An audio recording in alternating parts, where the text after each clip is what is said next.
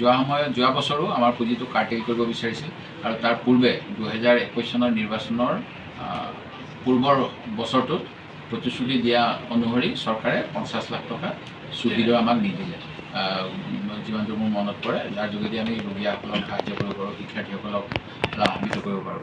তাৰপিছত এটা বছৰত যোৱা বছৰ 80 লাখ টকা দিয়ে সন্তুষ্ট কৰিব বিচৰা হৈছিল, কিন্তু যেতিয়া ইয়াক লৈ সমালোচনা হ'ল তেতিয়া শেহতীয়াকৈ তেওঁলোকে 20 লাখ টকা মুকলি কৰি দিছিল। আৰু এইবাৰ যোৱা 1 এপ্ৰিলৰ পৰা আমাৰ নতুন বিত্তীয় বৰ্ষ আৰম্ভ হ'ল। এতিয়া শেষ কোৱাৰ্টাৰ, মানে প্ৰথম অৱস্থাত মুখ্যমন্ত্ৰীয়ে কৈছিল যে আমি যিকোনো বিত্তীয় অনুদান দিলে 4টা কিস্তিত ভগাই দিম, first quarter, second quarter, third quarter, fourth quarter. এতিয়া আমাৰ ছেকেণ্ড কোৱাৰ্টাৰ প্ৰায় শেষ হ'বৰ হ'ল। এতিয়ালৈকে আমি কমেও 50 লাখ টকা পাব লাগিছিল, সেই 50 লাখ টকা এতিয়াও পোৱা নাই। আৰু যদি একেলগে 1 কোটি দিয়েতো আমি গোটেইখিনি পাম, কাম কৰিবলৈ ভাল হ'ব। কিন্তু চৰকাৰৰ বিত্তীয় অৱস্থাটো আপোনালোকে জানেই, প্ৰতি মাহে মাহে কিজানি 2000 কোটি টকামানকৈ ঋণ লৈ আছে। আৰু এই ঋণ লোৱা অৱস্থাৰ বাবেই চৰকাৰে এই পইচাটো আমাক মুকলি কৰি দিব পৰা নাই।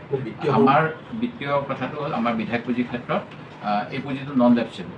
দ্বিতীয় কথা, ইয়াত আমি যিটো পুঁজি একেলগে আমি 1 কোটি টকা স্কিম নিদিওঁ কেতিয়াবা, তেতিয়া আমাৰ যিটো বেংকত পইচাটো জমা থাকে, সেই পইচাৰ যিটো সুত হয়, সুতৰ পৰাও আমি কাম কৰিব পাৰোঁ। মানে ধৰক কেতিয়াবা 3 লাখ 4 লাখ টকাৰ স্কিম দিব পৰা হয়।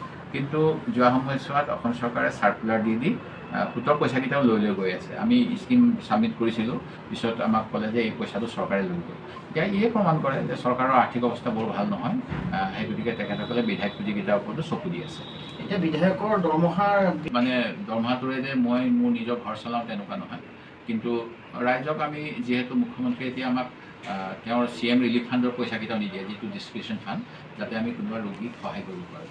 দ্বিতীয়তে CM আমাক আগতে সুবিধা আঁচনি দিছিলে, যাৰ অধীনত 25 লাখ টকালৈকে আমি আমাৰ সমষ্টিৰ যিসকল দুৰ্গত চিকিৎসাজনিত কাৰণত তেওঁলোকক সহায় কৰিব পাৰিছিলোঁ। 25 লাখ টকা দিছিল সুবিধাত, যাৰ যোগেদি আমি আৰ্থিকভাৱে অনগ্ৰসৰ পৰিয়ালৰ ল'ৰা ছোৱালীয়ে যদি মানে ক'ৰবাত ইঞ্জিনিয়াৰিঙো পঢ়ে, ক'ৰবাত যদি মাষ্টাৰ ডিগ্ৰী কৰিবলৈ যায়, তেতিয়াহ'লেও আমি সহায় কৰিব পাৰিছিলোঁ। এতিয়া এই সকলোবিলাক বন্ধ কৰি দিলে। এতিয়া আমি বিধায়কৰ দৰমহাৰ পৰা এইবিলাক কাম কৰোঁ। সেই গতিকে মই ব্যক্তিগতভাৱে মই কিন্তু আপত্তি নকৰোঁ। বাকী এইটো ৰাজহুৱা কথা, ৰাইজে সমালোচনা কৰিব নিশ্চয়, কিন্তু মোৰ পুঁজি আহিলে মই ৰাইজৰ কামতে ব্যৱহাৰ কৰিম, মোৰ দৰমহা আহিলে, এইটো মই আপোনাক ক'ব পাৰোঁ।